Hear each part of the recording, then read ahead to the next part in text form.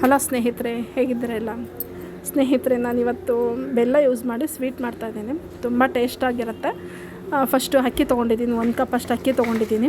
ಅದನ್ನು ಚೆನ್ನಾಗಿ brown colour ಬರೋವರೆಗೆ ಅದನ್ನು ಹುರ್ಕೋಬೇಕು. ಅದನ್ನು ಆರಕ್ಕೆ ಎತ್ತಿಟ್ಕೊಂಡಿದ್ದೀನಿ. ಮತ್ತು ಹೆಸರು ಬೇಳೆ ತೊಗೊಂಡಿದ್ದೀನಿ, ಅರ್ಧ ಕಪ್ ಅಷ್ಟು. ಅದನ್ನು ಚೆನ್ನಾಗಿ ಹುರ್ಕೊಂಡು ಅದನ್ನು ಸ್ವಲ್ಪ ಕಲರ್ ಬರೋವರೆಗೆ ಚೆನ್ನಾಗಿ ಹುರ್ಕೊಂಡಿದ್ದೀನಿ. ಮತ್ತು 1 ಕಪ್ ಅಕ್ಕಿಗೆ 3 ಕಪ್ ಅಷ್ಟು ನೀರು ಹಾಕಿದ್ದೀನಿ. ಅದಕ್ಕೆ ಬೆಲ್ಲ ಕರ್ಗಕ್ಕೆ ಇಟ್ಟಿದ್ದೀನಿ. ಬೆಲ್ಲ ಪೂರ್ತಿ ಕರಗಬೇಕು, ಅದಕ್ಕೋಸ್ಕರ ಕರಗಿ ಅದು ಕುದಿ ಬರಲಿ ಅಂತ ಅದನ್ನು ಇಟ್ಟಿದ್ದೀನಿ.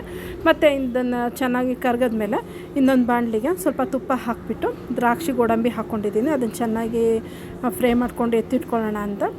ಅದರೊಳಗೆ ಮಿಕ್ಸ್ ಮಾಡೋದು ಬೇಡ ಅಂದ್ಬಿಟ್ಟು. ಮತ್ತು ಇವಾಗ ಬೆಲ್ಲ ಎಲ್ಲ ಚೆನ್ನಾಗಿ ಕರಗಿದೆ ಅಲ್ಲ, ಅದನ್ನು ಸೋಸ್ಕೊಳ್ಳೋಣ. ಬೆಲ್ಲದಲ್ಲಿ ಸ್ವಲ್ಪ ಸಣ್ಣ ಸಣ್ಣ ಕಲ್ಲಿರುತ್ತೆ, ಅದಕ್ಕೋಸ್ಕರ ಅದನ್ನು ಕರಗಿಸಿ ಸೋಸಿಟ್ಕೊಂಡಿದ್ದೀನಿ. ಇವಾಗ ಹುರಿದಿಟ್ಟಿದ್ವಲ್ಲ, ಅದನ್ನು ತರಿ ಥರ ಪುಡಿ ಮಾಡ್ಕೊತಾ ಇದ್ದೀನಿ. ರವೆ ಟೈಪಲ್ಲಿ ಬರಬೇಕು, ತುಂಬ ನೈಸ್ ಬೇಡ, ರವೆ ಟೈಪಲ್ಲಿ ಇರಲಿ, ಅಷ್ಟು ಪುಡಿ ಮಾಡ್ಕೊಳ್ಳಿ. ಮತ್ತು ಇವಾಗ ಬೆಲ್ಲನ ಕುದಿಯೋಕ್ಕಿಟ್ಟಿದ್ದೆ, ನೀರೆಲ್ಲ ಸೋಸಿಟ್ಕೊಂಡಿದ್ವಲ್ಲ ಅದನ್ನು ಕುದಿಯೋಕ್ಕಿಟ್ಟಿದ್ದೀನಿ. ಸ್ವಲ್ಪ ತೆಂಗಿನ ತುರಿ ಹಾಕ್ತಾಯಿದ್ದೀನಿ, ಅದಕ್ಕೆ ಟೇಸ್ಟು ಚೆನ್ನಾಗಿರುತ್ತೆ ಅಂತ. ಒಂದು ಚಿಟಿಕೆಯಷ್ಟು ಉಪ್ಪು ಹಾಕ್ಕೊಳ್ಳೋಣ, ಕಲರ್ ಹಾಗೆ ಇರುತ್ತೆ ಅಂತ, ಅದಕ್ಕೋಸ್ಕರ. ಇವಾಗ ಅಕ್ಕಿ ತರಿ ಮಾಡಿದ್ವಲ್ಲ ಅದನ್ನು ನೀಟಾಗಿ ಮಿಕ್ಸ್ ಮಾಡ್ಕೊಳ್ಳೋಣ. ಅದಕ್ಕೆ ನೋಡಿ, ಈ ಥರ ನೀಟಾಗಿ ಗಂಟಿಲ್ದಂಗೆ ಮಿಕ್ಸ್ ಮಾಡ್ಕೋಬೇಕು. ಆವಾಗಲೇ ಅದು ಚೆನ್ನಾಗಿ ಹದ ಬರೋದು, ಚೆನ್ನಾಗಿರೋದು, ಗಂಟು ಆಗಬಾರ್ದು. ಅದಕ್ಕೋಸ್ಕರ ನೀಟಾಗಿ ಅದನ್ನು ಸ್ವಲ್ಪ ಹರಳಕ್ಕೆ ಬಿಟ್ಬಿಡೋಣ. ಒಂದು 5 ನಿಮಿಷ ಹರಳಿದ ತಕ್ಷಣ ನೋಡಿ ಈ ಥರ ಬರುತ್ತೆ. ಸಣ್ಣ ಉರಿಲಿ, ಜೋರು ಫ್ಲೇಮ್ ಬೇಡ.